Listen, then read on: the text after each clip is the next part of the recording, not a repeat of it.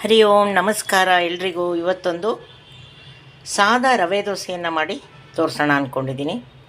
ಅದಕ್ಕೋಸ್ಕರ ನಾನು ಇಟ್ಕೊಂಡಿರುವಂಥದ್ದು ಒಂದು ಬಟ್ಟಲು ರವೆ, ಇದರ ಅರ್ಧದಷ್ಟು ಮೊಸರು, ಅರ್ಧಕ್ಕಿಂತ ಕಡಿಮೆ ಒಂದು 2 ಸ್ಪೂನ್ನಷ್ಟು ಅಕ್ಕಿ ಹಿಟ್ಟು ಹಾಗೂ 1 ಸ್ಪೂನ್ನಷ್ಟು ಕಡಲೆ ಹಿಟ್ಟು, ರುಚಿಗೆ ತಕ್ಕಷ್ಟು ಉಪ್ಪು. ಇದಿಷ್ಟನ್ನು ನಾವು ಮಿಕ್ಸಿಗೆ ಹಾಕ್ಕೊಂಬಿಡೋಣ.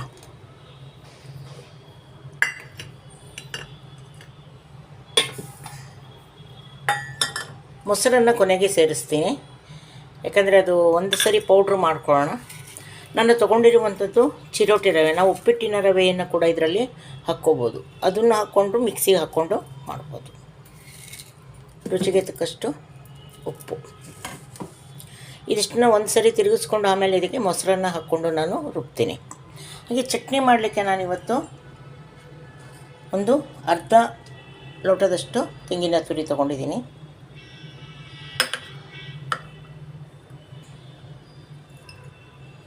ಹಾಗೆ 1-2 ಚಮಚ ಹುರಿಗಡಲೆ, ರುಚಿಗೆ ತಕ್ಕಷ್ಟು ಉಪ್ಪು,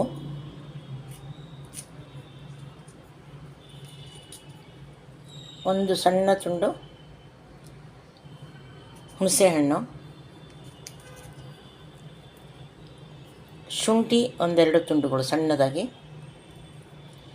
ನಾವು ಶುಂಠಿ ಜಾಸ್ತಿ ಹಾಕ್ತೀವಿ ಅಂದರೆ ಹಸಿಮೆಣಸನ್ನು ಕಡಿಮೆ ಹಾಕಬೇಕು, ಯಾಕಂದರೆ ಅದರಲ್ಲೂ ಖಾರದ ಅಂಶ ಇದೆ. ನಾನಿಲ್ಲಿ 2 ಹಸಿಮೆಣಸನ್ನು ತೊಗೊಂಡಿದ್ದೀನಿ. ಇದಿಷ್ಟನ್ನು ರುಬ್ಕೊಳ್ಳೋಣ. ದೋಸೆಗೆ ಕೂಡ ರುಬ್ಕೊಳ್ಳೋಣ. ಒಂದೇ ಸಮಯದಲ್ಲಿ 2 ಆಗುತ್ತೆ ಅಂದ್ಕೊಂಡು ನಾನು ಒಟ್ಟಿಗೆ ತೋರಿಸ್ತಾ ಇದ್ದೀನಿ. ಈಗ ನಾನು ಮಿಕ್ಸಿಯಲ್ಲಿ ಹಾಕ್ಕೊಂಡಿದ್ದು ಹಿಟ್ಟು ಈ ಥರ ಆಗಿದೆ. ಇದಕ್ಕೆ ನಾನೇನು ಮಾಡ್ತೀನಿ, ಸ್ವಲ್ಪ ಮೊಸರನ್ನು ಸೇರಿಕೊಂಡು ಒಂದು ಚೂರು ನೀರನ್ನು ಸೇರಿಸ್ಕೊಂಡು ರುಬ್ಕೋತೀನಿ.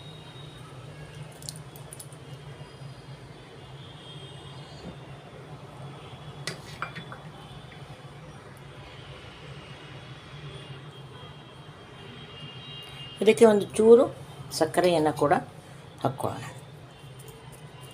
ಕೇವಲ ಒಂದು 1/4 ಚಮಚದಷ್ಟು. ಬಣ್ಣ ಬದಲಾಗುತ್ತೆ, ಚೆನ್ನಾಗಿರುತ್ತೆ, ಕ್ರಿಸ್ಪಿಯಾಗಿ ಬರುತ್ತೆ ದೋಸೆ. ದೋಸೆ ಹೆಂಚನ್ನು ಕಾಯಲಿಕ್ಕೆ ಇಟ್ಕೊಂಡಿದ್ದೀನಿ. ಇದಕ್ಕೆ ಸ್ವಲ್ಪ ಜಾಸ್ತಿ ಎಣ್ಣೆಯನ್ನು ಹಾಕ್ಕೋತೀನಿ.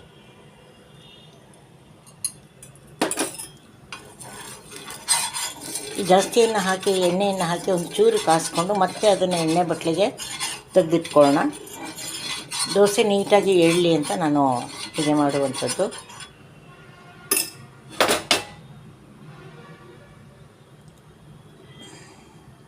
ಇದು ಚೆನ್ನಾಗಿ ಈಗ ಕಾಯಲಿ. ಇಲ್ಲಿ ನಾನು ಮಿಕ್ಸಿಗೆ ಹಾಕಿ ಇಟ್ಕೊಂಡಿದ್ದೀನಿ. ಹಿಟ್ಟು ಈ ಹದದಲ್ಲಿ ಇದೆ.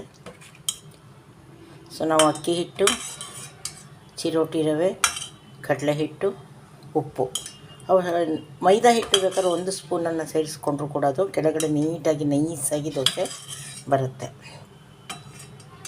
ಹಾಗೆ ಚಟ್ನಿ ಕೂಡ ರೆಡಿಯಾಗಿದೆ. ನಾನಿಲ್ಲಿ ಒಂದು ಬಟ್ಲಲ್ಲಿ ಒಂದು ನೀರನ್ನು ಇಟ್ಕೊಂಡಿದ್ದೀನಿ, ಯಾಕಂದರೆ ಈ ತವಾವನ್ನು ಒರೆಸ್ಕೊಳ್ಳೋಕ್ಕೆ. ಈಗ ನಾವು ನೀರು ಹಾಕಿರ್ತೀವಿ, ಎಣ್ಣೆ ಜಾಸ್ತಿ ಇರುತ್ತೆ, ಹಾಗಾಗಿ ದೋಸೆ ನೀಟಾಗಿ ಬರಲ್ಲ ಅಂದ್ಕೊಂಡು ನಾನು ಹಾಗೆ ಮಾಡಿದ್ದೀನಿ.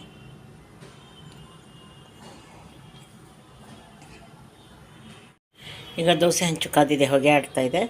ಈಗ ನೋಡಿ ಇಲ್ಲಿ ಸೈಡಲ್ಲಿ ಎಣ್ಣೆ ಬಂದಿದೆ. ನಾನು ಇದನ್ನು ದೋಸೆ ಇದಕ್ಕೆ ತಗೊಳ್ಳೋದು ಎಣ್ಣೆ ಬಂಡಿಗೆ ಬಗ್ಗಿಸ್ಕೊತಾ ಇದ್ದೀನಿ.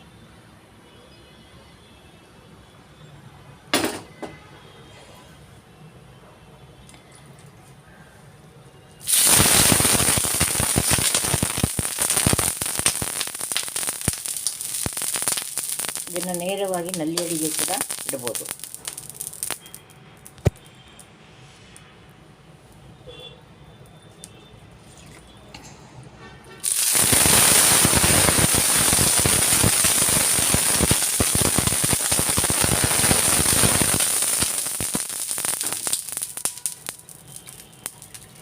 ಈಗ ಇದಕ್ಕೆ ನಾನು ಹಸಿ ಬಟ್ಟೆ ಮಾಡಿ ಕೊಡ್ತೀನಿ.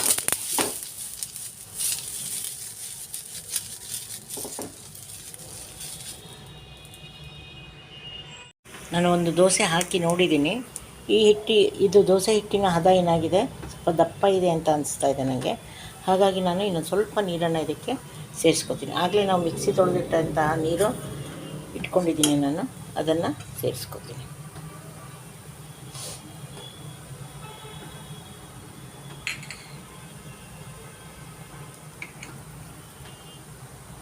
ಇಲ್ಲಿ ಮಿಕ್ಸಿ ತೊಳೆದಂತಹ ನೀರಿದೆ, ಅದನ್ನು ನಾನು ಇದಕ್ಕೆ ಸೇರಿಸ್ಕೊತೀನಿ.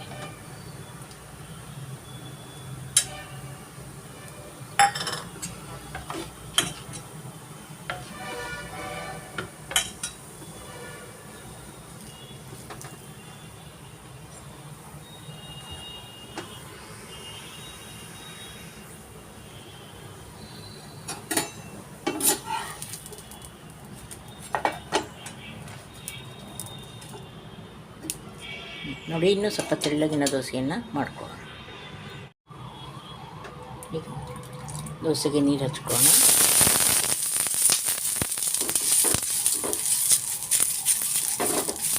ದೋಸೆಗೆ ಅಲ್ಲ, ದೋಸೆ ಬಂಡಿಗೆ ನೀರು ಹಚ್ಕೊಳ್ಳೋಣ. ಈಗ ನಾವೇನು ಸ್ವಲ್ಪ ನೀರನ್ನು ಸೇರಿಸಿ ಮತ್ತೆ ಮಿಶ್ರಣವನ್ನು ಮಾಡ್ಕೊಂಡಿದ್ವಿ, ಅದನ್ನು ಹಾಕ್ತಾಯಿದ್ದೀವಿ.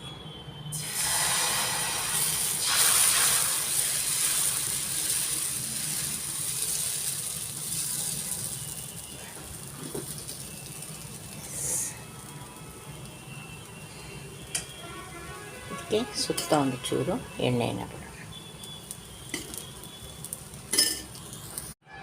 ಈಗ ನೀಟಾಗಿ ಒರೆಸ್ಕೊಂಡು ಮತ್ತೊಂದು ದೋಸೆಯನ್ನು ಹಾಕೋಣ.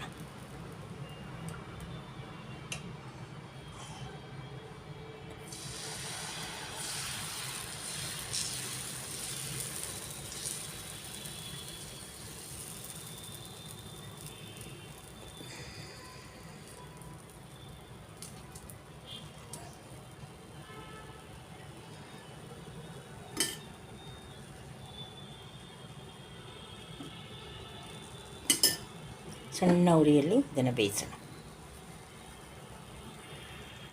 ಈಗ ನೋಡಿ, ದೋಸೆ ಬೆಂದಿದೆ. ಇದನ್ನು ನಾವು ಕೈಯಲ್ಲೇ ಕೂಡ ಫೋಲ್ಡ್ ಮಾಡಿ. ಎಸ್,